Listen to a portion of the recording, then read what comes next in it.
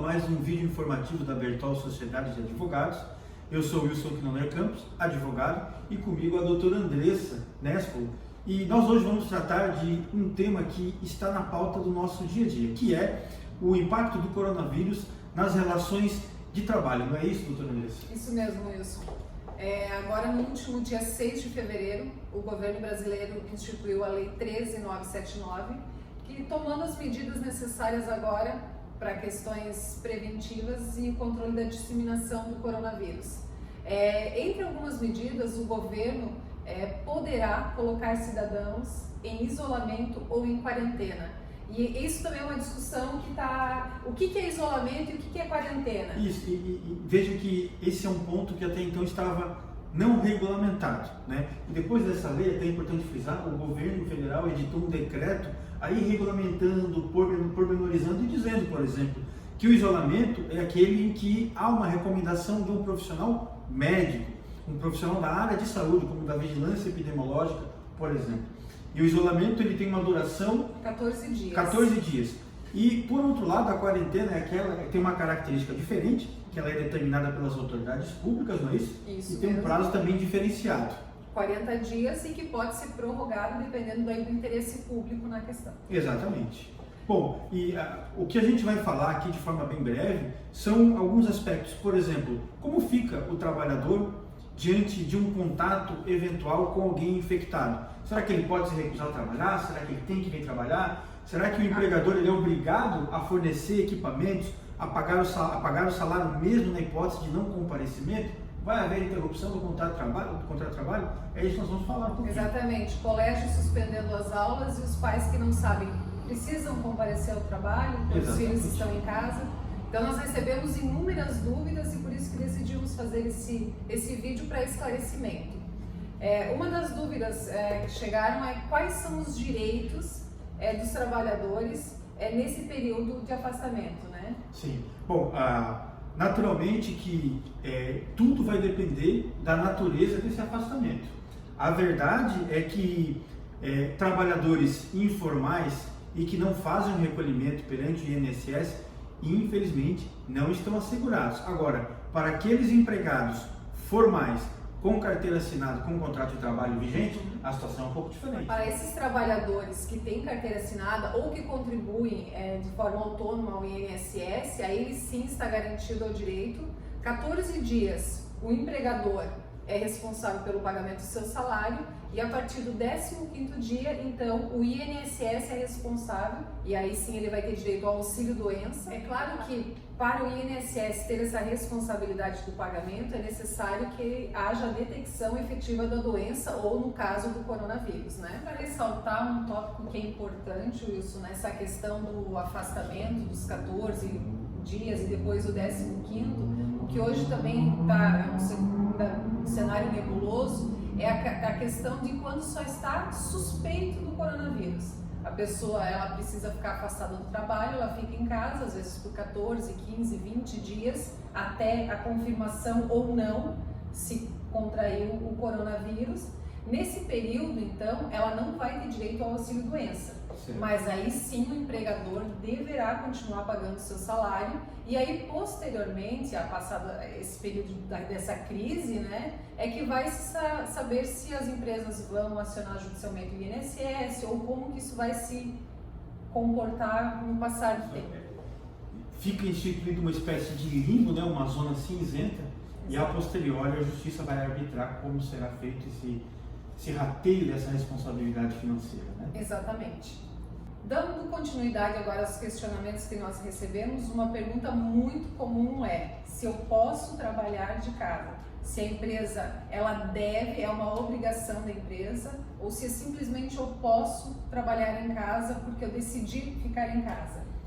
Essa é uma questão interessante, na verdade é altamente recomendável que se institua o home office ou o teletrabalho, né? Que é aquela hipótese em que, naqueles trabalhos em que é possível se efetivar um trabalho via computador ou outro dispositivo a partir de sua casa, a Organização Mundial de Saúde, a OMS, recomenda que seja instituído nesses casos.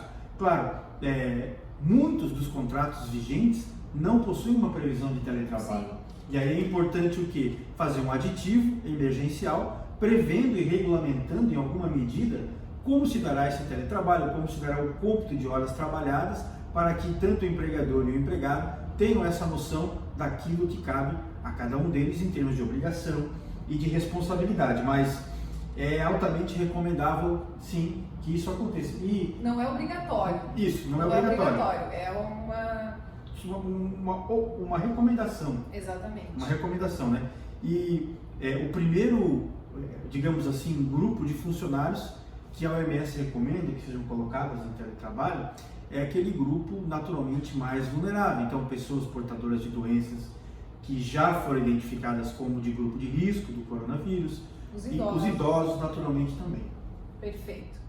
Muito bem. E dando sequência, então, tem uma outra pergunta bem interessante que chegou até nós. É se o trabalhador pode se recusar a trabalhar. O trabalhador pode se recusar a comparecer ao local de trabalho, doutora Alice? Não, a resposta objetiva é não pode se recusar. É claro que nós temos um artigo da CLT, o 483, que define que o trabalhador pode se recusar em caso de risco iminente, que não é o caso ainda do coronavírus. Então, por hora, não é possível o trabalhador se recusar. É claro que nessa situação em que é uma pandemia, né, declarada, o empregador e o empregado eles devem conversar. E o diálogo agora é a melhor solução para eventuar posteriores conflitos, né? E tomar, obviamente, por parte do empregador e do empregado, as medidas preventivas para não disseminar a contaminação. A pergunta anterior, Wilson, era a seguinte, que se o empregado poderia se abster de trabalhar em razão do coronavírus, né, de uma possível contaminação. Mas agora a pergunta é a seguinte, a empresa pode restringir o trabalhador de trabalhar nessa situação, mesmo que ele não apresente nenhum sintoma do coronavírus? Essa é uma pergunta muito interessante. A resposta, de forma objetiva, é sim.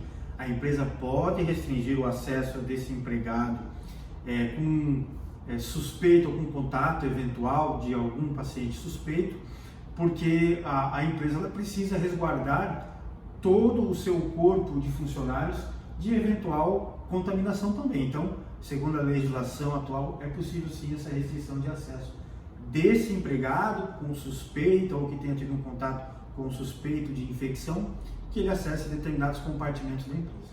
E até mesmo aqueles funcionários em que a empresa achar por bem restringir o acesso, ela tem essa liberalidade de restrição. Contudo, lembrando que nestes casos o pagamento dos salários é obrigatório. Exato. Se ela restringiu ou não ao acesso, é obrigação dela continuar pagando os salários normalmente. E essas medidas elas devem ser realizadas de forma bem serena, para que não haja uma alegação de constrangimento ou de perseguição, preconceito, mas sim devidamente baseado, com informação suficiente para que haja essa correta compreensão da situação. Uma outra questão importante que surge, Andressa, é se o empregado ele está obrigado a se submeter a exames médicos determinados pela empresa. Então, o empregado ele é obrigado a só realizar os exames admissional, demissional e os periódicos, os que já estão previstos em lei.